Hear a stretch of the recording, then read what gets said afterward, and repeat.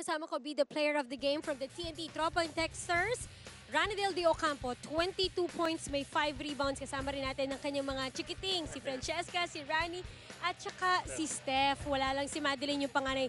Ranidel, I wanna know, kasi first half, 2 points ka lang. Pagbalik or natapos yung laro, third quarter, something changed kasi you finished the game with 22 points.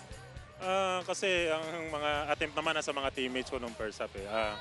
Maganda kasi yung ikot ng bola namin nung first quarter, yun nga lang, nung second quarter medyo hindi na masyado.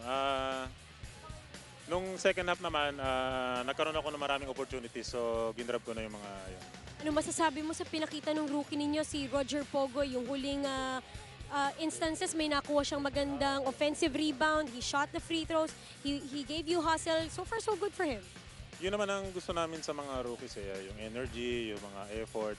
Kasi mga young blood yun eh, mga young legs. So, maaasahan natin sila sa mga ganon. At the same time, proud din ako at nagkaroon ng panalo si Coach Josh ngayon. Nga lang, natalo kami ng first game pero kahit pa paano, sa first time niyang pagko-coach sa PBA, may panalo na siya. You can build something from this win coming or going into your third game. Siyempre, anyayahan mo yung mga fans ng TNT. Sa lahat ng mga fans ng Token Tex at saka fans ng PBA, patuloy niyo suportahan yung mga laro. Patuloy niyo pagdasal yung bawat team. God bless sa inyo lahat. Binabati ko yung panganay ko si Madeline, tsaka si King King, tsaka si Ella, tsaka si Tita Chari nandiyo sa bahay. And congratulations, be the player of the game natin, Ranidel de Ocampo. Gentlemen.